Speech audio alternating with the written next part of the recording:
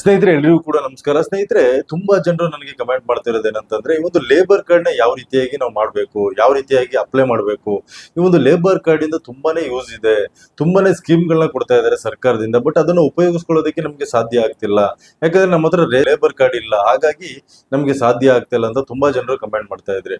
ಅದೇ ರೀತಿಯಾಗಿ ಈ ಒಂದು ಲೇಬರ್ ಕಾರ್ಡ್ ನ ಮಾಡೋದಕ್ಕೆ ಏನೆಲ್ಲ ಅರ್ಹತೆಗಳು ಬೇಕಾಗುತ್ತೆ, ಏನೆಲ್ಲ ಒಂದು ದಾಖಲಾತಿಗಳು ಬೇಕಾಗುತ್ತೆ, ನೀವು ಎಲ್ಲಿ ಅಪ್ಲೈ ಮಾಡಬಹುದು, ಇದ್ರೆಲ್ಲದ್ರ ಬಗ್ಗೆನೂ ಕೂಡ ನಾನು ಡೀಟೇಲ್ ಆಗಿ ನಿಮ್ಗೆ ಹೇಳ್ತಾ ಹೋಗ್ತೀನಿ ಸ್ನೇಹಿತರೆ. ಅದಕ್ಕೂ ಫಸ್ಟ್ ನಮ್ಮ ಒಂದು ಚಾನಲ್ಗೆ ಯಾರೇನು ಸಬ್ಸ್ಕ್ರೈಬ್ ಆಗಿಲ್ಲ, ದಯವಿಟ್ಟು ಕೂಡ ಸಬ್ಸ್ಕ್ರೈಬ್ ಮಾಡ್ಕೊಳ್ಳಿ. ನಮ್ಮ ಒಂದು ಚಾನಲ್ಗೆ ಸಬ್ಸ್ಕ್ರೈಬ್ ಮಾಡ್ಕೊಳ್ಳೋದ್ರಿಂದ ನಿಮ್ಗೆ ನಾವು ಹೊಸ ವಿಡಿಯೋಗಳನ್ನ ಬಿಟ್ಟಂತ ಸಂದರ್ಭಗಳಲ್ಲಿ ಇಮಿಡಿಯೇಟ್ ಆಗಿ ನಿಮ್ಗೆ ನೋಟಿಫಿಕೇಶನ್ ಬರ್ತವೆ ಅಂತ ನಾನು ಹೇಳಲಿಕ್ಕೆ ಇಷ್ಟಪಡ್ತೀನಿ. ಹಾಗೇನೆ ಮೊದಲನೇದಾಗಿ ಈ ಒಂದು ಲೇಬರ್ ಕಾರ್ಡ್ ನ ಯಾರೆಲ್ಲ ಮಾಡಬಹುದು ಅಂತ ನೋಡೋದಾದ್ರೆ, ಮೊದಲನೇದಾಗಿ ಈ ಒಂದು ಕನ್ಸ್ಟ್ರಕ್ಷನ್ ಫೀಲ್ಡ್ ಅಲ್ಲಿ ಯಾರೆಲ್ಲ ಕೆಲಸ ಮಾಡ್ತಾ ಇರ್ತಾರಲ್ವಾ, ಅಂದ್ರೆ ಒಂದು ನಿರ್ಮಾಣ ಮಾಡುವಂತದ್ದು, ಮತ್ತೆ ಈ ಒಂದು ಕೃಷಿಕರು ಅಂದ್ರೆ ಸಣ್ಣ ಪುಟ್ಟ ಕೃಷಿಕರು ಇರ್ತಾರೆ, ಅಂದ್ರೆ ಈ ಒಂದು ಕೂಲಿ ಕಾರ್ಮಿಕರು ಯಾರೆಲ್ಲ ಇದ್ದಾರೆ ಅಂತವ್ರು ಈ ಒಂದು ಲೇಬರ್ ಕಾರ್ಡ್ ನ ಮಾಡಬಹುದು ಸ್ನೇಹಿತರೆ, ಮೊದಲನೇದಾಗಿ. ನೆಕ್ಸ್ಟ್, ಈ ಒಂದು ಲೇಬರ್ ಕಾರ್ಡ್ ನ ಮಾಡಿದ್ರೆ ಏನೆಲ್ಲ ಬೆನಿಫಿಟ್ ಗಳು ಸಿಗುತ್ತೆ ಅನ್ನೋದಾದ್ರೆ, ಮೊದಲನೇದಾಗಿ ಈ ಒಂದು ಫೈನಾನ್ಷಿಯಲ್ ಅಸಿಸ್ಟೆನ್ಸ್ ಅಂತಂದ್ರೆ ನಿಮ್ಗೆ ಒಂದು ಹಣಕಾಸಿನ ನೆರವು ಕೂಡ ಸಿಗ್ಬೋದು. ಈ ಒಂದು ಸರ್ಕಾರಗಳಿಂದ ಹಣಕಾಸಿನ ಒಂದು ನೆರವು ಕೂಡ ಸಿಗ್ಬೋದು ನಿಮ್ಗೆ.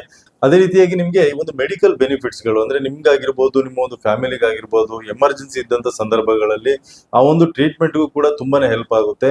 ಈ ಒಂದು ಯಾವುದೇ ಒಂದು ಆಸ್ಪತ್ರೆಗಳಲ್ಲೂ ಕೂಡ ನಿಮ್ಗೆ ಲೇಬರ್ ಕಾರ್ಡ್ ಇದ್ದಂತ ಸಂದರ್ಭಗಳಲ್ಲಿ ಇಂತಿಷ್ಟು ಪರ್ಸೆಂಟ್ ಅಂತ ಡಿಸ್ಕೌಂಟ್ ಕೂಡ ಸಿಗುತ್ತೆ ನಿಮ್ಗೆ.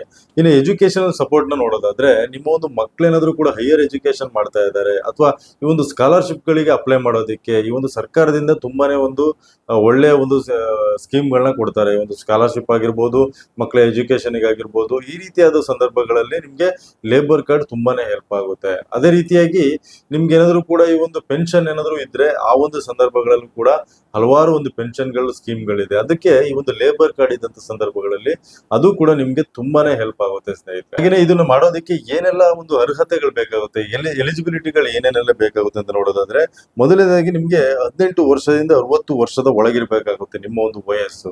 ಅದೇ ರೀತಿಯಾಗಿ ನೀವು ಈ ಒಂದು ಕರ್ನಾಟಕದ ಖಾಯಂ ನಿವಾಸಿ ಆಗಿರ್ಬೇಕಾಗುತ್ತೆ, ಅಂದ್ರೆ ನೀವು ಕರ್ನಾಟಕದಲ್ಲಿ ಇರುವಂತವ್ರಾಗಿರ್ಬೇಕಾಗುತ್ತೆ.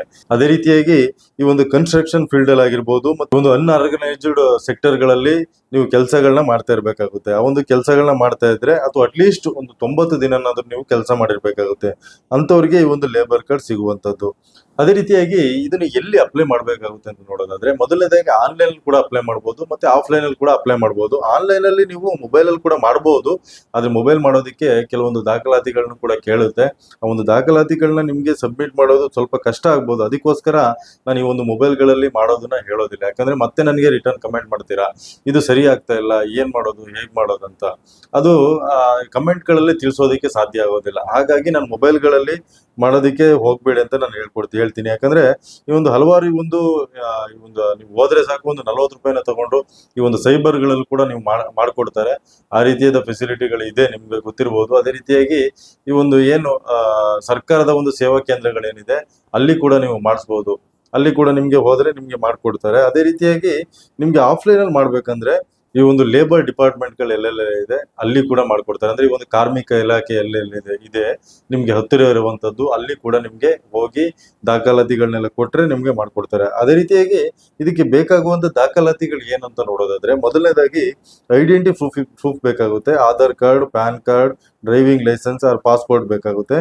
ಇನ್ನು ಅಡ್ರೆಸ್ ಪ್ರೂಫ್ ನೋಡೋದಾದ್ರೆ utility bills, bank statements or post office account statement, ಇದು ನಿಮ್ಗೆ ಬೇಕಾಗುತ್ತೆ. ಇದ್ರಲ್ಲಿ ಯಾವ್ದಾದ್ರು ಕೂಡ ಒಂದೊಂದು ಆಗುತ್ತೆ. ನೆಕ್ಸ್ಟ್, ಎಂಪ್ಲಾಯ್ಮೆಂಟ್ ಸರ್ಟಿಫಿಕೇಟ್ ಕೂಡ ಬೇಕಾಗುತ್ತೆ. ಎಂಪ್ಲಾಯ್ಮೆಂಟ್ ಸರ್ಟಿಫಿಕೇಟ್ ನ ನೀವು ತಗೊಂಡೋದ್ರೆ, ಇಷ್ಟು ದಾಖಲಾತಿಗಳನ್ನ ನೀವು ತಗೊಂಡೋದ್ರೆ ನಿಮ್ಗೆ ಈ ಒಂದು ಕಾರ್ಮಿಕ ಇಲಾಖೆ ಎಲ್ಲಿದೆ ಅಥವಾ ಈ ಒಂದು ಲೇಬರ್ ಡಿಪಾರ್ಟ್ಮೆಂಟ್ ಅಂತ ಏನ್ ಹೇಳ್ತೀವಿ ಅಲ್ಲಿ ಎಲ್ಲಿದೆ, ಅಲ್ಲಿಗೆ ನೀವು ಅಪ್ಲೈನ ಹೋಗಿ ಈ ಒಂದು ಆಫ್ಲೈನ್ ಅಲ್ಲಿ ಕೂಡ ಅಪ್ಲೈನ ಮಾಡಬಹುದು. ಓಕೆ ಸ್ನೇಹಿತರೆ, ಈ ಒಂದು ವಿಡಿಯೋ ಇಷ್ಟ ಆಗಿದ್ರೆ ದಯವಿಟ್ಟು ಕೂಡ ಒಂದು ಲೈಕ್ ಮಾಡಿ, ಹಾಗೆ ಎಲ್ರಿಗೂ ಶೇರ್ ಮಾಡಿ ಅಂತ ಹೇಳ್ತಾ ಈ ವಿಡಿಯೋನ ಇಲ್ಲಿಗೆ ಮುಗಿಸ್ತಾ ಇದ್ದೀನಿ. ಮುಂದಿನ ವಿಡಿಯೋದಲ್ಲಿ ಮತ್ತೆ ಸಿಗ್ತೀನಿ. ಧನ್ಯವಾದ ಸ್ನೇಹಿತರೆ.